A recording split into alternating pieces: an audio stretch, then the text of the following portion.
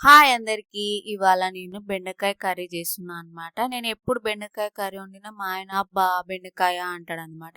ఇంకా బెండకాయ వండినా, దొండకాయ వండినా, కాకరకాయ వండినా, ఏ కూరగాయలు వండినా నచ్చనే నచ్చదు. అందుకని ఇంకా నేను ఈ కూరగాయలన్నీ ఏం చేస్తా అంటే ఎప్పుడు ఒకేలాగా కాకుండా అప్పుడప్పుడు ఒక్కొక్క వెరైటీ అయితే ట్రై చేస్తుంటా అనమాట. ఇంకా ఈ రోజు బెండకాయ కూడా ఇంకా వేరేలాగా చేద్దాం అని చెప్పేసి దానికోసమే బెండకాయలు కట్ చేస్తున్నా. ఇంకా బెండకాయలు అయితే కట్ చేయడం అయిపోయింది. ఇప్పుడు ఎలా చేయాలో ప్రాసెస్ అయితే చూద్దాము. ముందుగా స్టవ్ మీద ఒక పెనం పెట్టించి ఆయిల్ పోసి ఆయిల్ బాగా వేడెక్కిన తర్వాత బెండకాయలన్నీ బాగా ఫ్రై చేసుకోవాలన్నమాట. బాగా మెత్తగా ఆయిల్లోనే ఉడికించుకోవాలి. బెండకాయలు బాగా ఫ్రై అయిన తర్వాత వీటిని అన్నింటి వేరే గిన్నెలోకి అయితే మనం సపరేట్ చేసుకోవాలి.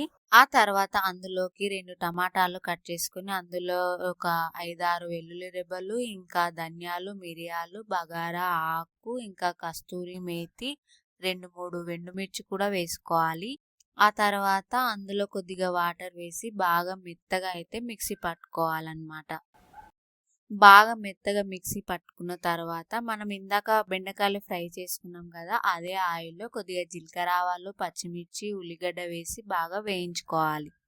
ఇంకా ఉల్లిగడ్డ బాగా వేగిన తర్వాత అందులో కొద్దిగా అల్లం వెల్లుల్లి పేస్ట్, పసుపు వేసి బాగా పచ్చివాసన పోయే వరకు వేగనివ్వాలి. ఆ తర్వాత మనం గ్రైండ్ చేసుకున్న పేస్ట్ ఉంది కదా, అదైతే అందులో వేసి బాగా కలుపుకోవాలి. బాగా కలుపుకున్న తర్వాత మన టేస్ట్కి తగ్గ కారం, సాల్ట్ వేసి బాగా కలుపుకొని అందులో కొద్దిగా ఒక గ్లాస్ అట్లా వాటర్ పోసుకొని బాగా కలుపుకోవాలి. ఆ తర్వాత దాని మీద మూత పెట్టేసి కొద్దిసేపు అయితే ఉడకనివ్వాలన్నమాట. స్టవ్ సిమ్లో పెట్టుకోవాలి. ఆ తర్వాత మనం ఫ్రై చేసుకున్న బెండకాయలు అయితే ఉన్నాయి కదా, ఆ బెండకాయలన్నీ అందులో వేసి బాగా కలుపుకొని బాగా మిక్స్ అయిన తర్వాత దాని మీద మూత పెట్టేసి సిమ్లో ఒక 5 మినిట్స్ అట్లా వదిలేయాలి. చూసారా, ఆయిల్ ఇలా పైకి తేలాలి.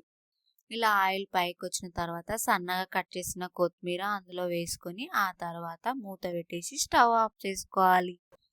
ఇంకా ఈ బెండకాయ కర్రీ మనం వేడివేడి రైస్లోకి కానీ ఇంకా చపాతీలోకి కూడా చాలా బాగుంటుంది. టేస్ట్ అయితే చాలా బాగా కుదిరింది. మా ఆయన కూడా వదిలించకుండా తినేసిండు. ఇంక ఈ వీడియోకి అయితే చిన్న లైక్ ఇవ్వచ్చు కదా. ఉంటాను. బాయ్.